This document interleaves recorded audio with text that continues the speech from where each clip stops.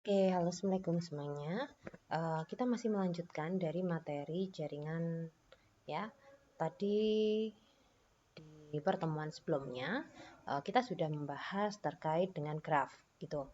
Dan kita sudah di pertemuan sebelumnya lagi kita sudah membahas tentang tree gitu ya. Maka hari ini kita akan mempelajari di konsep yang sebelumnya, graf itu kan diturunkan menjadi satu buah tree ya, satu patternnya membentuk menjadi sebuah tree. Nah, ada pola lain dari sebuah graf yang akhirnya terbentuknya menjadi sebuah jaringan ya. Kalau di dalam jaringan itu nanti di data mining lebih tepatnya itu kita akan mengenal dengan istilah jaringan saraf ya, tiruan gitu. Nah, di konsep jaringan saraf ini tuh kita sebenarnya mengadaptasi dari jaringan saraf manusia, dari mata turun ke hati gitu ya istilahnya. Nah, secara teknis gitu ya, secara teknis kita itu melibatkan, oh ini cewek atau yang ini cewek atau cowok gitu ya. Maka dari mata akan melihat, dari ketika melihat maka diproses di otak, lalu keluar output, oh ini rambutnya panjang berarti dia perempuan, misalnya seperti itu. Maka konsep itu yang kita coba adaptasi di nanti delay sebagai pemrosesan. Nah, untuk memproses kita harus punya input dulu. Yang input tadi untuk mengolah input kita sebutnya sebagai input layer. Nanti ada proses-proses di balik layar yang kita nggak perlu tahu nih prosesnya seperti apa, yaitu yang ada di otak yang kita sebut dengan hidden layer. Nanti outputnya akan dimunculkan sesuai dengan kategorisasi. Nah, misalnya ini tuh siapa gitu. Anda pasti sudah bisa menjawab, oh ini Blackpink gitu ya. Gambarnya kurang gede nih. Nah, ini Blackpink lah. Kok bisa tahu ini Blackpink gitu? Oh karena dia perempuan, kulitnya putih, rambutnya ada yang hitam, ada yang putih gitu misalnya. Wajahnya seperti ini. Nah, maka nanti kita mencoba memprosesnya menjadi sebuah jaringan saraf tiruan di komputer dengan dua konsep. Ya, sigma ini artinya sudah di pertemuan sebelumnya sudah pernah saya jelaskan bahwa ini artinya dijumlah. Sigma itu sama dengan dijumlah. Jadi nanti ada input, oh tadi kalau rambutnya panjang, kemudian matanya itu gimana, kemudian rambutnya gimana, senyum pipinya itu gimana, itu menunjukkan dia adalah perempuan. Gitu. Ini fitur ini masuk, fitur ini masuk, fitur ini masuk di jumlah-jumlah. Nah, kemudian kita lakukan pengambang batasan. Oh, kalaupun ini enggak masuk, maka thresholdnya untuk masih bisa nih dikatakan sebagai perempuan. Gitu. Misalnya tadi, oh rambutnya itu kalau perempuan normalnya adalah panjang. Oh, tapi ada satu fitur yang tidak memenuhi karakteristik perempuan, misalnya rambutnya pendek. Tapi mungkin dari sisi wajah menggunakan lipstick atau fitur-fitur lain yang kita perhatikan itu masih masuk sebagai kategori perempuan. Oke, jadi ini kita anggap dia sebagai thresholdingnya, pengambang batasnya, gitu. Ini contoh sederhananya, gitu ya. Ada 4 orang, yang tadi 3 Blackpink, yang satu adalah bukan Blackpink. Dan kalau kita lihat sekilas dia adalah laki-laki, gitu ya. Nah, ada input X1 dan X2, yang nilai ini dia sama-sama nggak punya.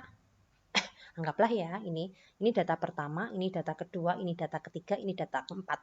X1 misalnya menunjukkan kecantikan, gitu ya. Maka 0 ini enggak dong, enggak cantik dong, gitu ya. Misalnya.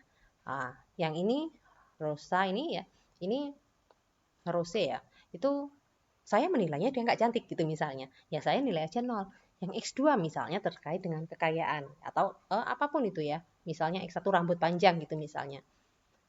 Nah, maka ini fungsi apa yang dibentuk tadi kan ya misalnya yang network yang paling dasar dulu adalah di N kan ya berarti ini dan ini harus nilainya 1 untuk bisa menghasilkan nilainya 2. Nah tadi kan ada konsep bahwa eh, kalau ini nggak masuk ya nggak apa-apa gitu ya, misalnya orang rambutnya nggak panjang tapi eh, dia masih cantik kok, berarti ya sudah kita kita masih tolerir lah gitu ya, maka kita sebut dengan threshold. Ini misalnya thresholdnya adalah 2 gitu ya. Kalau ini 1 dan 1 berarti 1 dan 1 nilainya adalah 1 gitu ya. Artinya ini 1 itu bobot ya, 1 dikali 1 ditambah 1 kali 1. Jumlahnya sama dengan 2 di threshold. Thresholdnya 2, oh nilainya masih sama dengan 2, masih masuk 1. Oke, sekarang yang ini. Ya, data yang kedua ini. Ini 1 misalnya. Ini saya anggap yang kedua ini adalah cantik, tetapi anggaplah ini rambutnya kurang panjang nih menurut saya. Sehingga saya nilai dengan nilai 0 gitu. Berarti 1 dan 0, 1 kali 1 ditambah 0 kali 1. Berarti nilainya adalah 0. Sampai data ke atas ya, kalau di N kan itu kan kalau salah satu datanya enggak nilainya 0, dia langsung auto 0 ya. Nah, itu pemikiran network yang paling atau jaringan paling basic gitu ya. Nanti ada juga yang modelnya misalnya OR. Nah, misalnya sekarang kita punya bobotnya 2.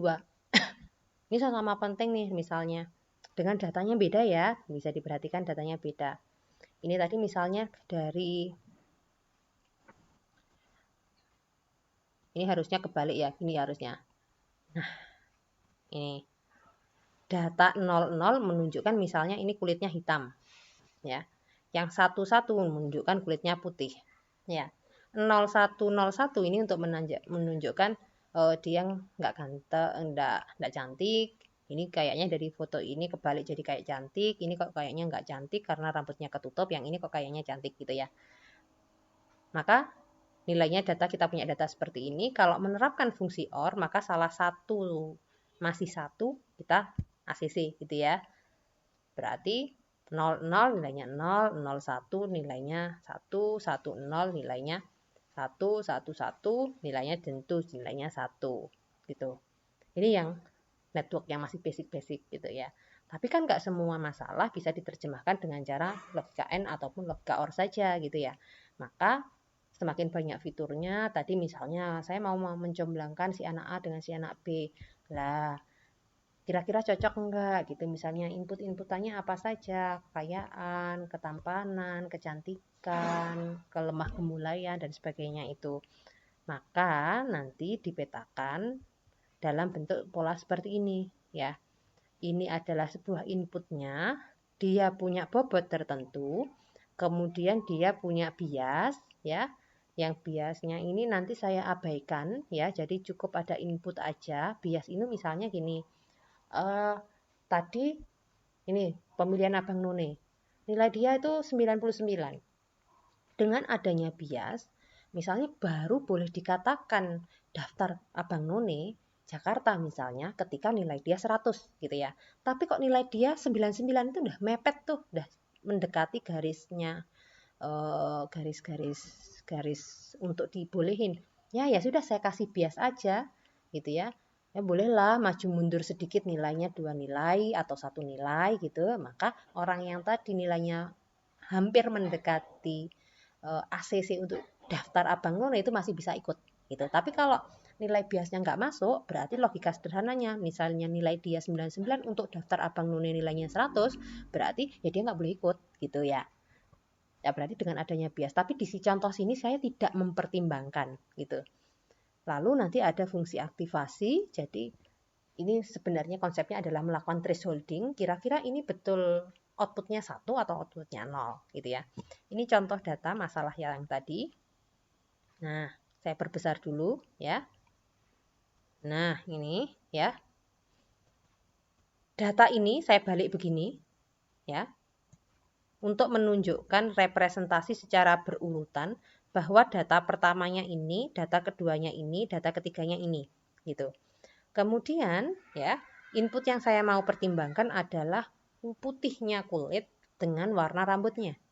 Putih saya katakan 1 dan 0 saya katakan hitam, walaupun sebenarnya itu diskriminasi ya, cuman ini untuk memudahkan menganalogi. Rambut hitam itu saya katakan 1 dan putih itu saya katakan 0 gitu ya.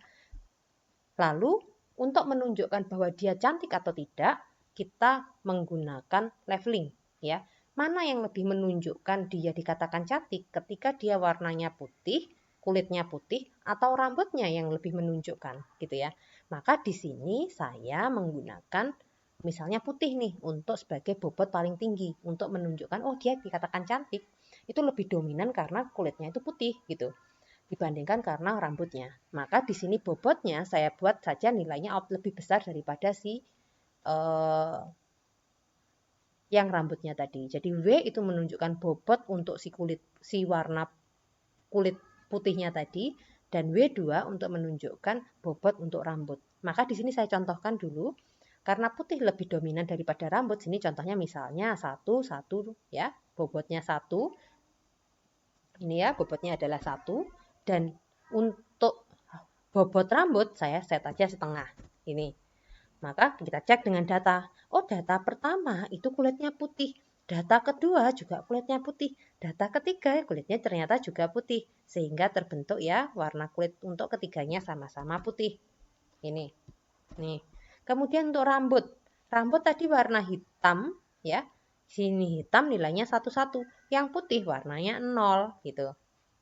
Maka berdasarkan teori dari jaringan saraf, bobot dikali dengan inputnya. Berarti 1 saya kalikan dengan nilai 1. 1 untuk rambut dikalikan dengan bobot rambut. Sehingga 1 kali 1 ditambah ini 1 kali setengah. Gitu ya. Berarti nilainya adalah 1 ditambah setengah. Totalnya adalah 1,5. Data kedua juga sama. Berarti kita kopikan.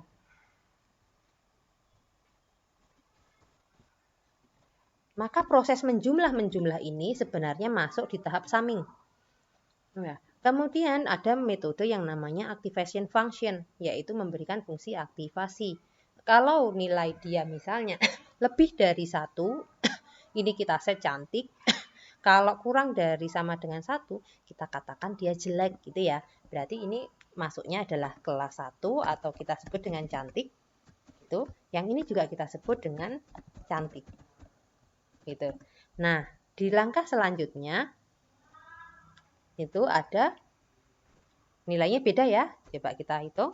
1 kali 1 ditambah 0 kali 0,5. Berarti nilainya sama dengan 1. Nah, dengan fungsi aktivasi di sini adalah kurang dari sama dengan 1, kita sebutnya adalah 0. Berarti kita katakan data ketiga ini adalah jelek. Gitu ya.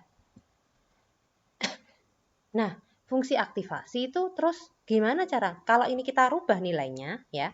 Contohnya ini jadi 2. Sorry, ini saya set aja jadi 0. Nah, ini jadi 0. Kurang dari sama dengan 0, maka dia akan diset sebagai 0 atau jelek. Maka data yang ketiga ini itu akan jadi cantik gitu ya. Maka di sini representasinya akan berbeda ketika Anda punya arsitektur yang berbeda. Maka nanti ketika Anda kuliah lebih lanjut tentang artificial intelligence, data mining, berbeda arsitektur, hasilnya juga akan berbeda. Gitu. Nah, berarti kita harus bahas ini terkait dengan fungsi aktivasi. Fungsi aktivasi itu apa saja, gitu ya. Ada yang kita sebut dengan stepping function. Jika lebih dari threshold tertentu, nilai tertentu, maka nilainya akan 1. Kalau enggak, nilainya adalah 0. Itu stepping function. Kalau kita sebut dengan sign function, berarti nilai set T thresholdnya ada di nilai 0. Lebih dari sama dengan 0, itu nilainya positif. Tapi kalau nilainya bukan 1, berarti nilainya adalah minus 1. Itu kita sebut dengan sign function. Atau pola sigmoid ya. Sigmoid itu persamaannya adalah 1/1 plus E pangkat minus X. X-nya jadi pangkat di eksponen. Nah, itu ya. Nah, itu contoh 3 contoh. Ada banyak lagi fungsi aktivasi yang perlu Anda pelajari lebih dalam nanti ketika Anda sudah kuliah data mining. Saya pikir itu dulu ya dari saya terkait jaringan. Maka silahkan Anda coba kembangkan metode jaringan dan silahkan dikerjakan yang jadi satu dengan penugasan sebelumnya. Oke, selamat mengerjakan.